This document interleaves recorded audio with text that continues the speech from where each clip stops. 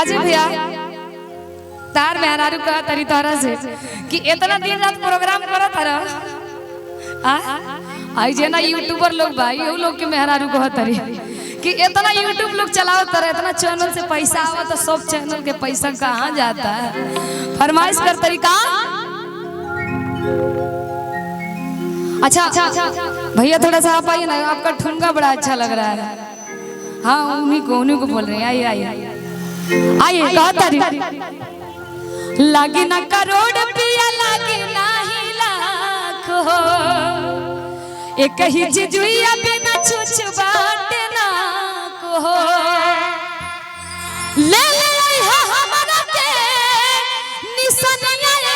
बाला का चाहिए सुनो बताओ तनी की का चाहिए। अरे ले ले हमरा के निसनिया बाला अरे मछरी के काट के अरे मछरी के काट के नथुनिया बाला अरे मछरी के काट के नथुनिया बाला मछरी के काट के हमरा सोना चांदी ना चाहिए, हमरा वो चाहिए जो आपसे फरमाइश करता है। कहा तरीका लागी ना करोड़ पिया लागी ना ही लाखो एक ही चीज हुई अपने ना छूछ बाट ना हो लागी ना करोड़ पिया लागी ना ही लाखो एक ही चीज हुई अपने ना छूछ बाट ना हो ले ले हमरा के निसनिया बाला ले ले हमरा के निसनिया बाला मछरी के काट के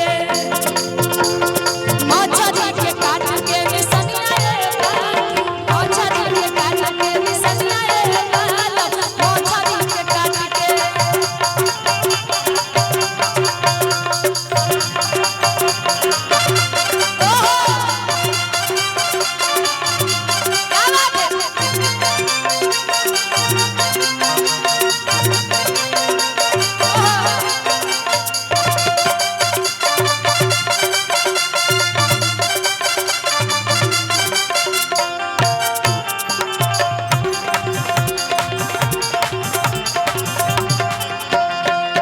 कहा तरिया के सुनो वो भाव आ गई का कहा तरीका कि गमन के नथिया पवन की धराई आग लागो राजा तोहर रुपया कमाई कि गमन के नथिया पवन की धराई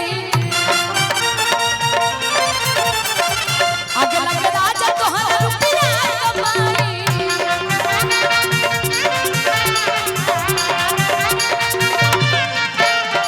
भाभी कहतरी कि चाहे नहीं हमारा सोना चनिया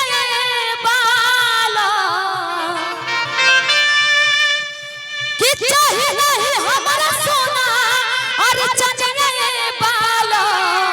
अरे मछरी के काट के मछरी के काट के निसनिया बाला मछरी के काट के नथुनिया बाला मछरी के काट के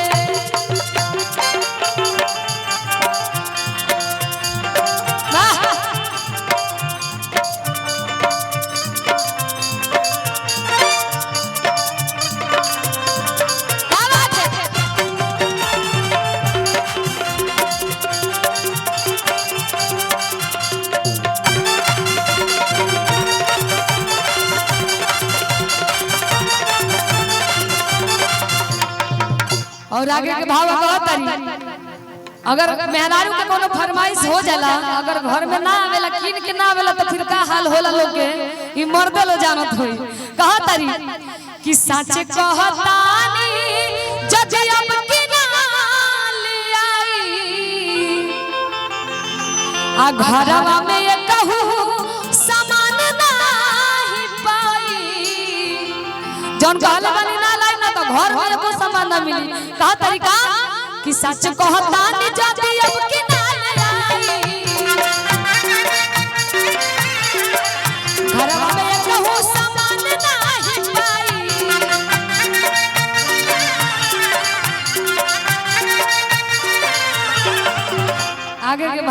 घर में जब एको सामान ना पाई तो कह तरीका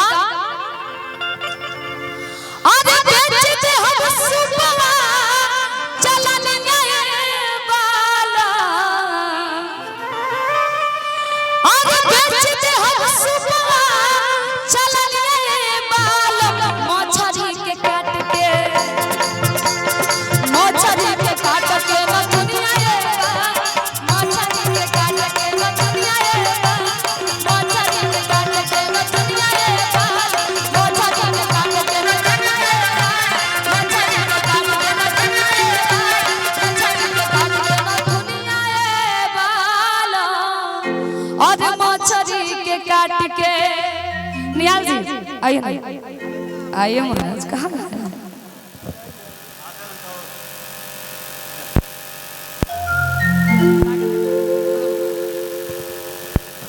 एगो और गाना बड़ा वायरल चलत है सोचा तनी कि गा ही दियल जाए